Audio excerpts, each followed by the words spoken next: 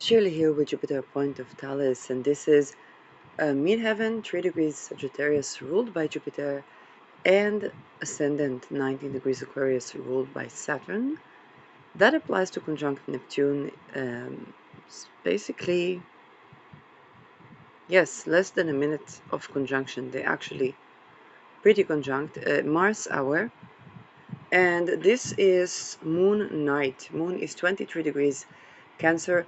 Mercury has ingressed into Leo to oppose Pluto, and there's just so much to say about the sky right now. Mars 5 degrees Virgo. Let's talk about the Mercury opposition to Pluto. This is an almost annual transit, and let's talk about it fiscally, because this can be the depletion of resources to rejuvenate completely. And Mercury in the sign of the Sun can have to do with health, or with visibility, or with performance, creative arts. But anyway, there is just something about this transition that is going to be in the coming days where certain type of resources can be completely depleted to rejuvenate. It is a crisis. It's also a crisis about communication, taboo information, and it can be about visual information. So pay attention. You might even receive information in the dream state that is going to carry a message, that carries a message of taboo. But this is about a small detail or going to the core of the issue. For example, I was watching uranium enrichment videos, and you can see how little detail can change it from uranium enrichment to power cities to uranium enrichment to destroy cities, and how the factor of time plays in. So again, powerful communication, taboo-breaking communication. There is a crisis when Mercury is opposing Pluto. It is trining Saturn and Neptune. So there's going to be results that stand the test of time. To that crisis, it can be complete depletion of something and rejuvenation of the resources. This also sextiles Uranus, that is about to ingress to Mercury sign. And so you will see that the crisis will have unexpected results and unexpected reactions because of Uranus, but there was also a factor of surrendering something, is building an effort to something and then surrendering the results. So particularly those who seek to control the outcome are going to be in a bit of a trouble, because it's Mercury and the moon conjuncts it tomorrow. So tomorrow we're going to feel, or later today or tomorrow, we're going to feel the full effect of this. Sun is in Cancer. Okay, so this is probably people revealing how they feel, how they see things, or there is a crisis around certain visuals, or certain visibility, or certain presentation, and particularly those who try to control, okay, then there can be a crisis around that. I want you to keep in mind the fact that even if somebody is not so eloquent, or doesn't phrase themselves well, or with the visibility, okay, doesn't have I don't know, the best visuals in the room or something like that. It's kind of like, even if they still need to be treated with utmost respect and have all the resources available to them. So it can be a crisis that people try to control how they look, what they say, um, so that they will be treated well. And it's actually through the crisis um, where they find out that even though they're still worthy of the resources, or they respond in a way that is unexpected to crisis. So those who try to create crisis, yes, they're going to have to surrender the results. The reaction is going to be both rebellious. This is Uranus, and that rebellious, and they're going to be surrendering of the outcome, and that is going to yield results that stand the test of time. It's a very protected type of new beginning, but we have to surrender the results. Those who are in favor of controlling everything, or even enslaving people and so on, they will find out that they have to really, really surrender the results. But also it's going to expose the way that they are themselves undermining themselves. Okay, think about the fact a situation where a person doesn't want to be perceived as crazy. So they try to do everything, they try to do normal, okay, they try to act normal. And then, lo and behold, just because they try to act normal, they're being seen as crazy. But what they discover is that they're actually liable to all the rights. Okay, if you're crazy, well, housing first, believe the patient. And so what is the outcome? They have to surrender. And also the response to people around them is like that can be some sort of rebellious response. And each and every one of us has a place in their life where they're trying to control the outcome. Whereas sometimes, yes, the reaction is going to be not as expected. Those who try to manifest the crisis in another person's life, they can be successful, but if they were doing that from baser motives, they should really surrender the result. And even if the best motives, they should surrender how things come about. Okay, it's like the people are just not going to respond the way that we expected them to respond, and it includes ourselves. Okay, sometimes we can surprise ourselves of what comes out of us in certain situation. Now let's talk a little bit about the Saturn-Neptune in regards to Mars. Because Saturn, we talk about Saturn as karma, or the implication, the accumulation of actions. Yes, it is not about you've been a bad boy, slap, okay? Not at all. It is about, let's say, with Mars, okay? You have always been the type of my way or the highway. Saturn can put you in a situation where you find out that there are certain ways that you can work with that are not your own, and there are certain ways that you cannot work with that are not your own, or that even if somebody acts just like your way, you are in conflict with one another. And that can also be the case.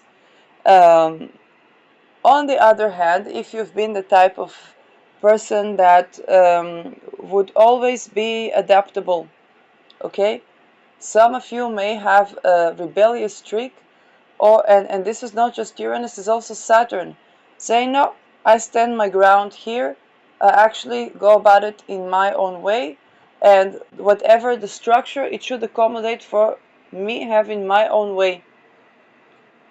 It's not about me having my own way with other people, it's me having my own way in life.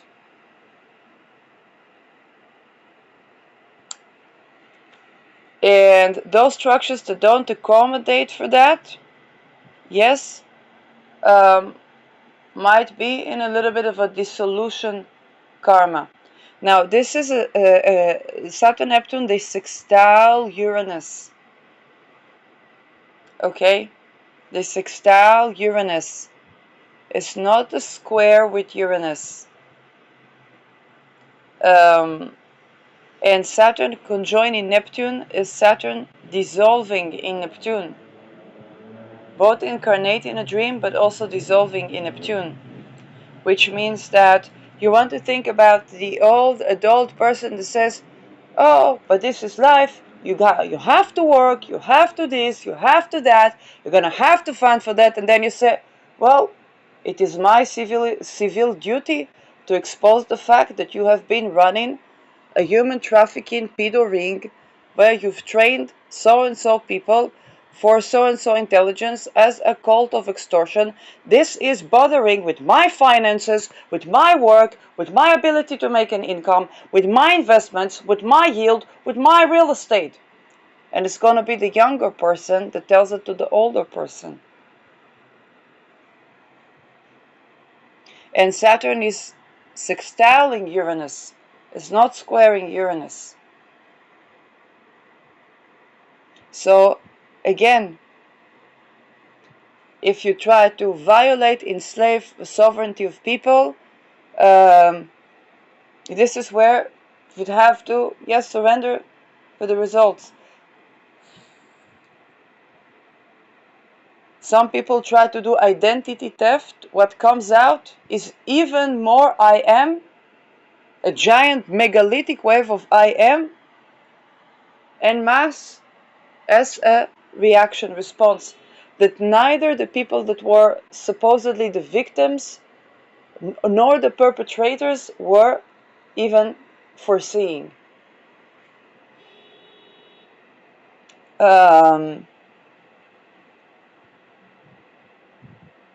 Saturn and Neptune sextile Pluto, which means that there can be taken away of certain structures that no longer serve. Fantastic to treat anything fungal. And Saturn Pluto can be taken away places where we have been dogmatic and we need a cardinal new beginning.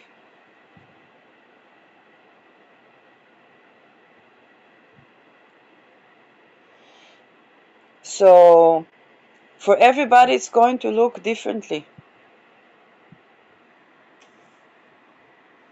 But particularly where there are attempts to restrict the individuality, it's going to create even more individuality.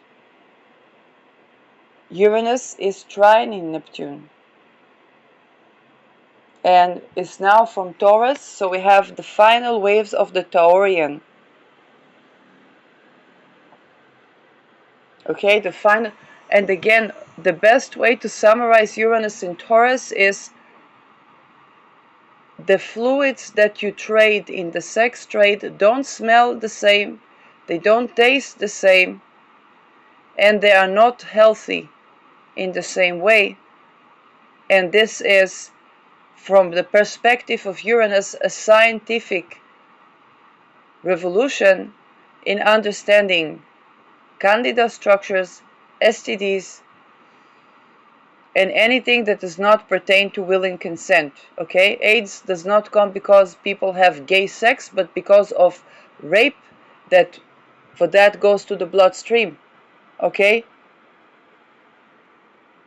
I know it's a shocking way to deliver that information, but this is exactly Uranus-Taurus. Okay, it is provocative, it is shocking, but it also is like, hey, for those rapist structures, they don't smell good, they don't come with will and consent, they don't create win-win, they don't create union, and basically they don't bring value, and the value that they supposedly bring fiscally is a bubble that Saturn Neptune is about to pop.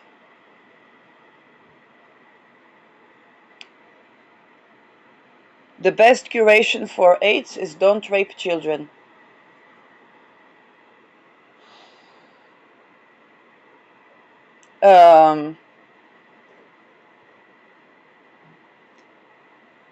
We may discover, particularly with Chiron in the sign of Mars, we may discover, just like with Candida, people that began to, after the Me Too wave, have their conversations with their vagina and self-pleasure in a way that is not self-destructive. They became more aware to touch and more aware to identity, and also they began to curate suddenly from Candida.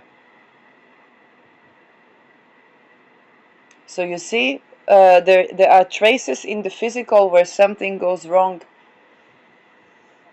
And when it comes to Mars, okay, for Chiron in the last degrees of Aries, then also the sex problems of the male genitalia is coming to, yes, to be discussed. Humiliation rituals facilitate and dopamine orgasms facilitate erectile dysfunction, and usually erectile dysfunction arrives either at an age or together with secondary ailments that make, let's say, something like Viagra more problematic, let's say if there are heart issues and so on. But also recovery from, yes, ritual abuse. And expression as a liberating force, okay, for to recover from those things, and how those things are related to identity. So again, many things are coming to the forefront.